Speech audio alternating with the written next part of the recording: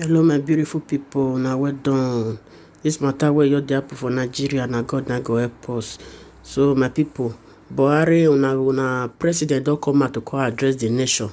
So now I say make I still follow, una still share, and make una still listen wetin the fake president of Nigeria talk. Because for me I no even hear anything. So if una still understand wetin he talk, make una drop the comment for the comment section. Make me myself understand wetin the fake president talk. Because for wetin me I watch, that man is not the real Buhari. The Buhari that we all know died 3 years ago, which we know. But the APC party, they are trying to cover it. But nevertheless, we know that we serve a mighty God that never sleep nor slumber. Is going to expose them very soon. Very, very soon.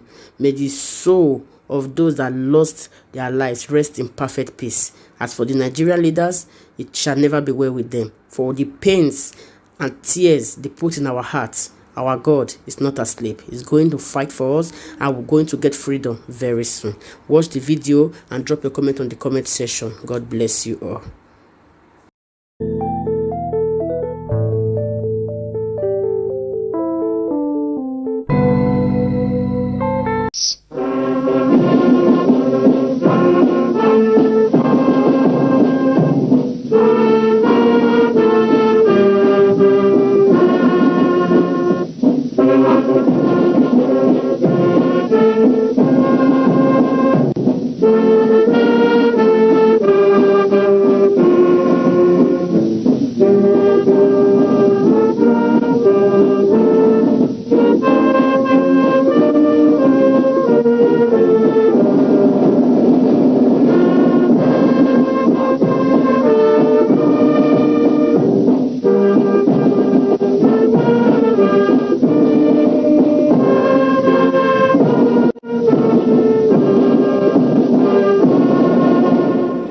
Hello, Nigerians.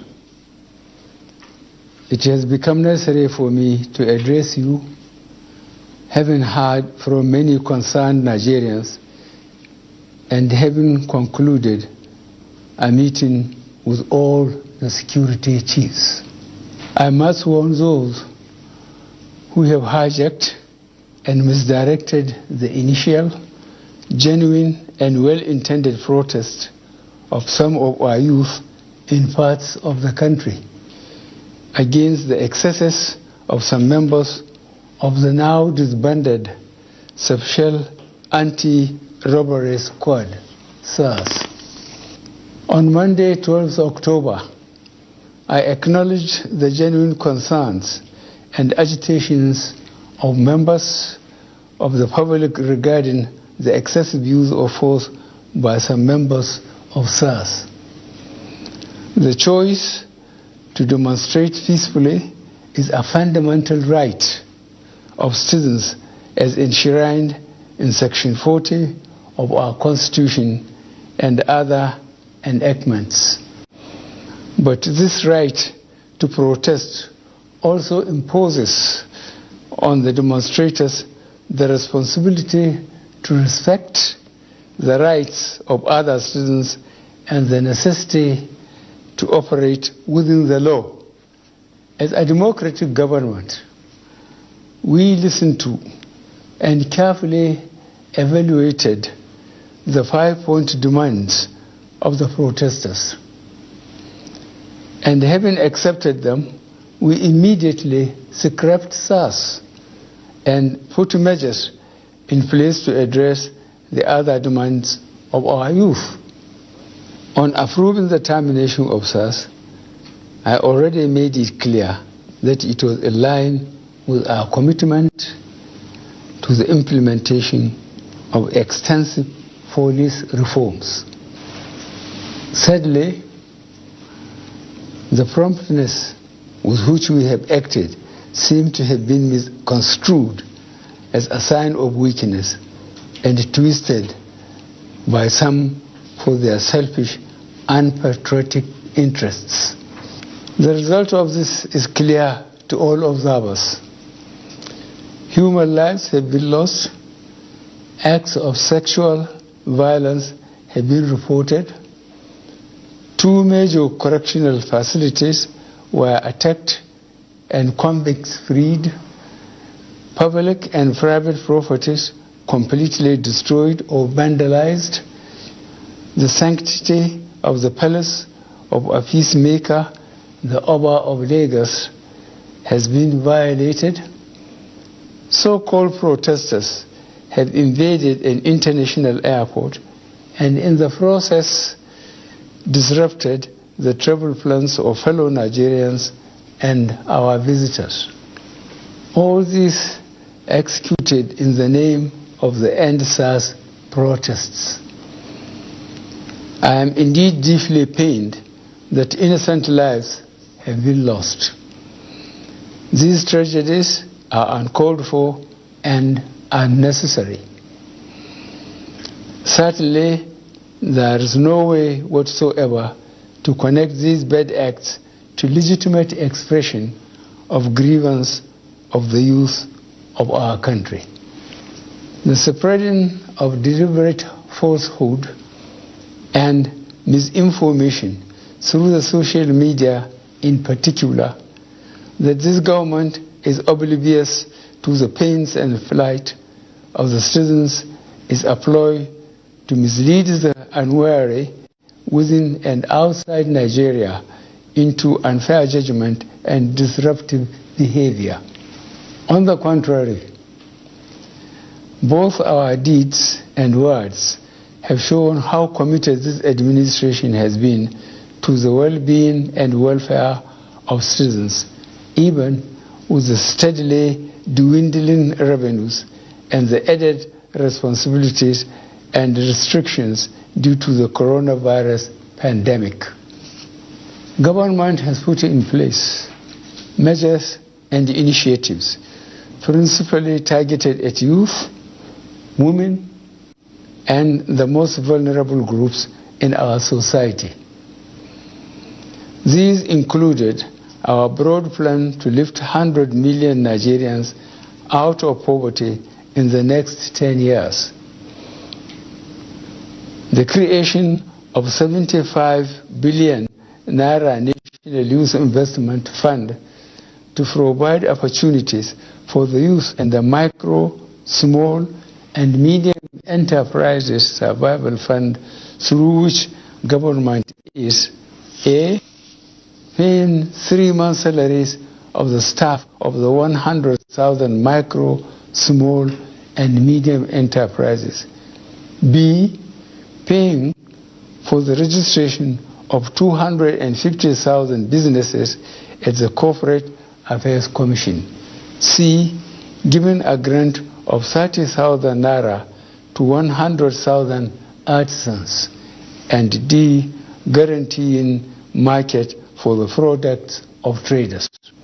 These are in addition to many other initiatives, such as A, farmer money, B, trader money, C, market money, D, N-Power, E, N-Tech, and F, N-Agro. No Nigerian government in the past has methodically and seriously approached poverty alleviation like we have done. With regards to the welfare of police personnel, the National Salaries, Income and Wages Commission has been directed to expedite action on the finalization of the new salary structure of the members of the police force. The emoluments of other paramilitary services are also being reviewed upwards. In order to underscore the importance of education in preparing youth for the future, this administration has come up with a new salary structure and other incentives for our teachers. Let me at this point reaffirm the federal government's commitment to preserving the unity of this country. We will continue to improve good governance and our democratic process, including through sustained engagement. We shall continue to ensure that liberty and freedom, as well as the fundamental rights of all citizens, are protected. But remember that government also has the obligation to protect lives and properties, as well as the right of citizens to go about their daily businesses freely and protected from acts of violence. To our neighbors in particular, and members of the international community, many of whom have expressed concern about the ongoing development in Nigeria, we thank you and urge you all to seek to know all the facts available before taking a position or rushing to judgment and making hasty pronouncements. In the circumstances, I would like to appeal to protesters to note and take advantage of the various well thought out initiatives of this administration designed to make their lives better and more meaningful, and resist the temptation of being used by some subversive elements to cause chaos with the aim of truncating our nascent democracy. For you to do otherwise will amount to undermining national security and the law and order situation. Under no circumstances will this be tolerated. I therefore call on our youth to discontinue the street protests and constructively engage government in finding solutions. Your voice has been heard loud and clear, and we are responding.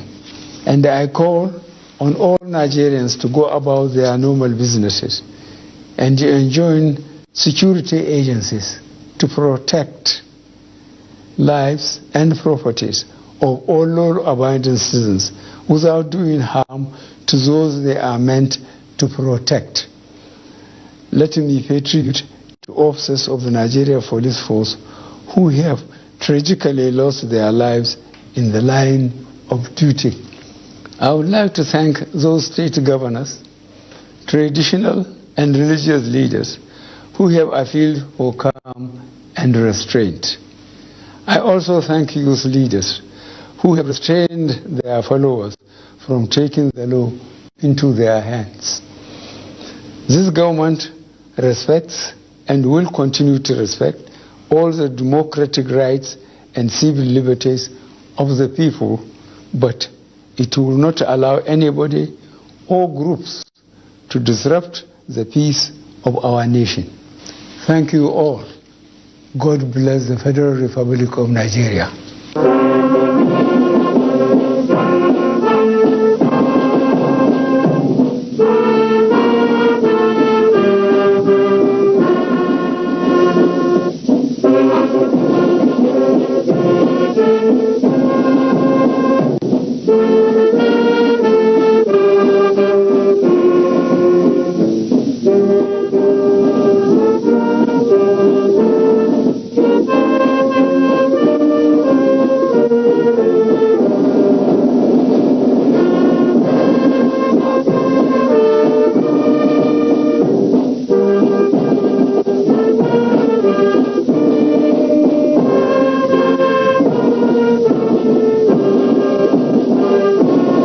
You can follow us